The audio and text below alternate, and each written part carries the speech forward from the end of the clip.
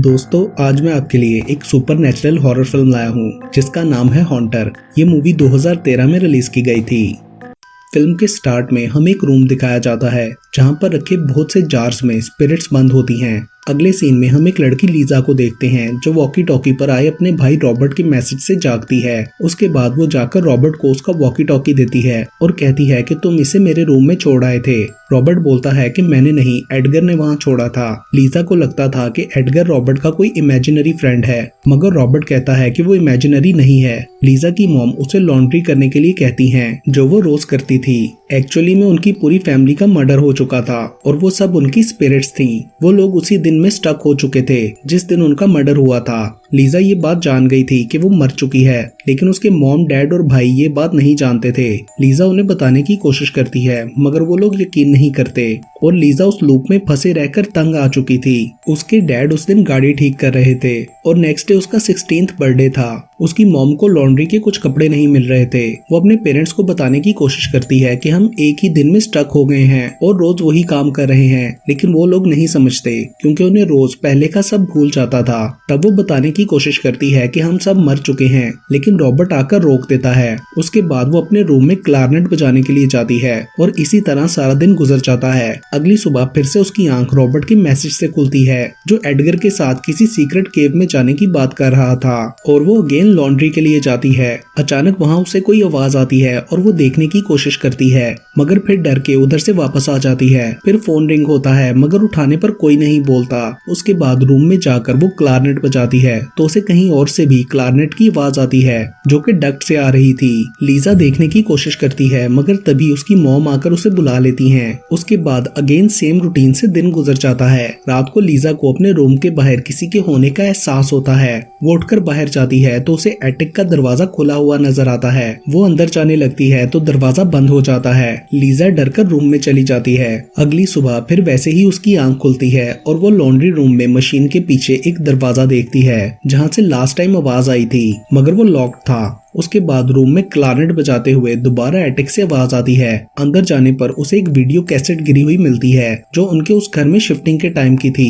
Lisa उसे play करके देखती है तो उसे पीछे खिड़की में घर के अंदर कोई स्पिरिट नजर आती है। उसके बाद लीजा ओइजा बोर्ड यूज करके पूछती है कि यहाँ पर कोई है जो क्लारनेट बजाकर मुझसे कॉन्टेक्ट करने की कोशिश कर रहा था। फिर वो पूछती है आर यू डेड, लेकिन जवाब नहीं आता। तो लीजा पूछती है आर यू अलाइव, तो जवाब मिलता है यस। तभी अचानक से लाइट्स फ्लिक करने लगती हैं और हमें लीजा के पीछे कोई आदमी खड़ा नजर आता है, जिसे रिफ्लेक्शन में देखकर लीजा डर के नीचे भाग जाती है। अगले सीन में डाइनिंग टेबल पर अपने डैड को स्मोकिंग करता देखकर लीजा हैरान हो जाती है, क्योंकि पहले रोज की रूटीन में वो उस दिन स्मोक नहीं करते थे। उसकी मॉम भी रोज की तरह मूवी देखने की बजाय बुक्स पढ़ रही थी, जिससे लीजा बहुत हैरान होती है। उसके बाद वो डैड के पास जाती है जो गैराज में गाड़ी ठीक कर रहे थे, मगर वो उसे रूम में जाने का कहते हैं। उस रात फिर से रूम के बाहर कोई खड़ा नजर आता है जो दरवाजा खोलकर अंदर आता है। लीजा चादर में छुप जाती है तो उसे किसी लड़की की आवाज आती है जो उसे बुला रही थी। लीजा डरकर उसे जाने के लिए कहती है तो फिर उसके देखने पर वहाँ कोई नहीं होता।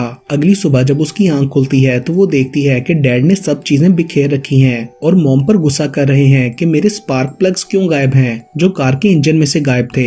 मगर लीजा और मॉम कहती हैं कि हमें उनका नहीं पता।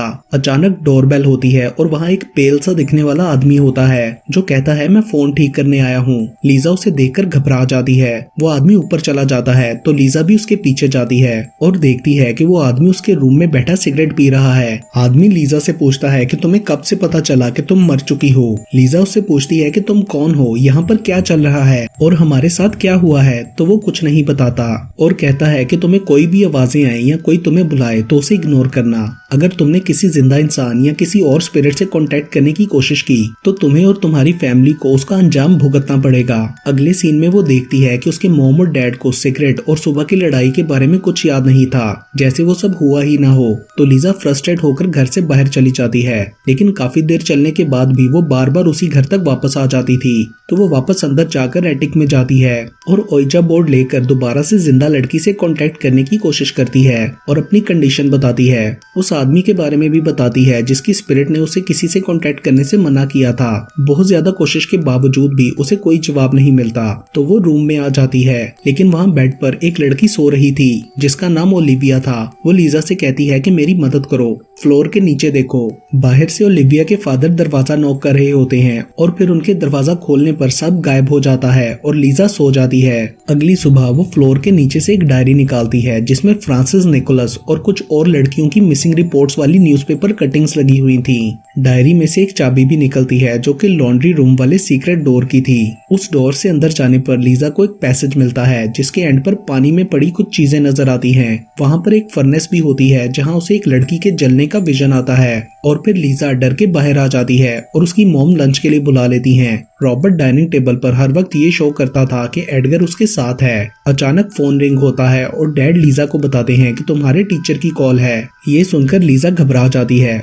फोन पर वही आदमी होता है जो उसे दोबारा वार्न करता है कि सीक्रेट्स को जानने की कोशिश मत करो, ये मेरा घर है, जैसे मैं कहूँ वैसे करो। फोन काटने के बाद लीजा को रॉबर्ट का फ्रेंड एडगर नजर आने लगता है जो उसके पेरेंट्स को नजर नहीं आ रहा था। एडगर बोलता है तो लीजा को रियलाइज होता है कि ये वही आदमी है। वो कहता है कि जो मैं चाहूंगा तुम सब वही देखोगे। उसके बाद लीजा को विजन आता है कि उसकी फैमिली की लाशें सड़कर खत्म हो गई हैं और वो अकेली रह गई है। वो बहुत ज्यादा डर जाती है और जोर जोर से रोते हुए कहती है उन्हें वापस ले आओ। तभी अचानक सब ठीक हो जाता है और उसकी फैमिली वही होती है। फिर रूम में आने पर उसे ओलिविया की आवाज आती है मगर लीजा उसे खुद से दूर जाने के लिए कहती है।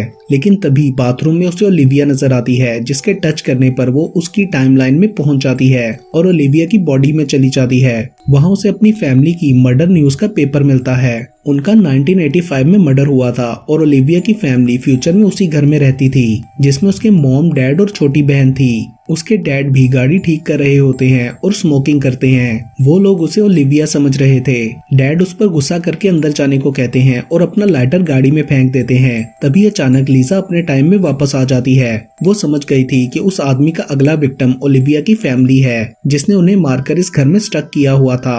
लीजा फिर से ओलिविया से कॉन्टेक्ट करने की कोशिश करने लगती है तो उसे वॉकी टॉकी पर रॉबर्ट का मैसेज आता है कि मैं सीक्रेट रूम में एडगर के साथ हूँ और वो कह रहा है कि तुम्हें सजा मिलेगी क्योंकि तुम बुरी हो। ये सुनकर लीजा फौरन से उस लॉन्ड्री वाली सीक्रेट केव में रॉबर्ट को ढूंढने जाती है। वहाँ पर लीजा उसी फर्नेस में पहुँच जाती है और रॉबर्ट कहता है कि हमने तुम्हारे साथ ट्रिक किया है, मैं तो एटिक में हूँ। फिर एडगर आकर लीजा को वहाँ लॉक कर देता है। उधर एक लाश के पास लीजा को रिंग मिलती है जिसे उठाने पर ऊपर चिमनी का रास्ता खुल जाता है। लीजा वहां से ऊपर गैराज में पहुंचती है। उधर उसे वो किडनैप्ड गर्ल फ्रांसिस नजर आती है।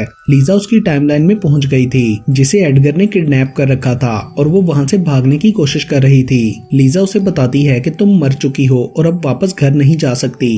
तुम्हारी रिंग को टच करने से हमारा कनेक्शन बना। लीजा उसे रिंग देकर कहती है कि तुम भी मेरी तरह जाग जाओ। मगर अचानक एडगर वहां आकर फ्रांसिस को ले जाता है और लीजा अपने टाइम में वापस आ जाती है। उसकी मॉम आकर पूछती हैं कि तुम यहाँ क्या कर रही हो, तो लीजा वहां से कुछ ढूंढने लगती है और उसे डाईथाइल की बोतल मिलती है और वो समझ जाती है कि एडगर ने उस रात डैड को पोजेस करके उन सबको मारा था।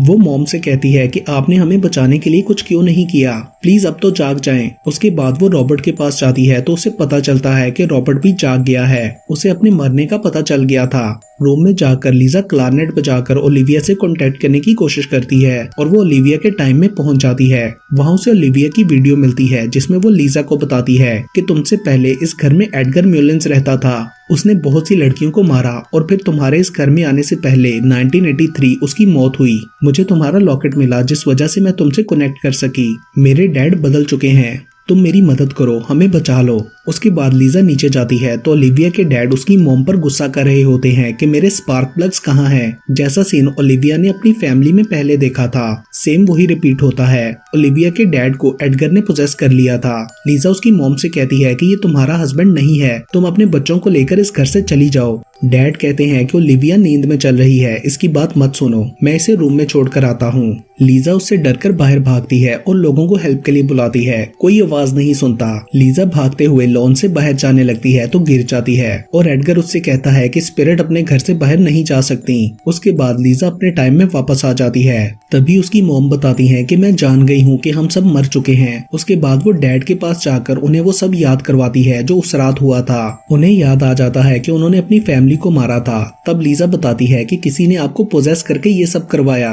अचानक से घर जोर जोर से हिलने लगता है और चीजें टूटने लगती हैं। घर एडगर की टाइमलाइन में बदल जाता है। लीजा की फैमिली घर से बाहर आफ्टर लाइफ की तरफ चली जाती है, मगर वो एडगर को रोकने के लिए वहीं रह जाती है। उसके बाद वो देखती है कि एडगर ने यंग एज में अपने पेरेंट्स को भी मार दिया था और वो लीजा को वहां से जाने के लिए कहता है। लीजा भागकर एक रूम में छुप जाती है जहां बहुत सारे जार्स रखे हुए थे।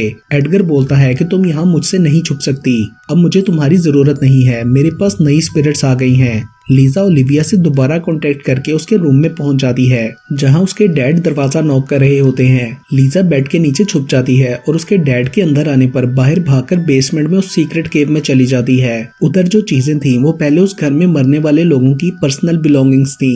लीजा उन्हें लेकर उन सब लोगों की स्पिरिट्स को बुलाने की कोशिश करती है ताकि एडगर को हरा सके, लेकिन ओलिविया के डैड वहां आकर उसे बेहोश कर देते हैं, जो कि असल में एडगर था। उसकी आंख खुलती है तो वो गाड़ी में बंधी होती है। ओलिविया के डैड अपनी फैमिली को मारने वाले थे और ओलिविया की बॉडी में लीजा थी। लीजा गाड़ी में गिरा लाइटर उठाकर अपने हाथ पांव खोल लेती है और जब एडगर गाड़ी में बैठता है तो लीजा उसका गला दबाते हुए गाड़ी की चाबी लेकर बाहर भाग जाती है और चाबी दूर फेंक देती है। लेकिन एडगर के पास एक और स्पेयर चाबी थी और वो लीजा को पकड़कर मारने लगता है, मगर तभी बाकी सब लोगों की स्पिरिट्स आ जाती हैं और एडगर को पकड़कर उसी फर्नेस में जला देती हैं। ओलिविया के डैड होश में आ जाते हैं और उन्हें कुछ समझ नहीं आता कि क्या हुआ है। लीजा उन्हें सब समझा देती है और लीजा ओलिविया को गुड बाय बोलती है और सो जाती है।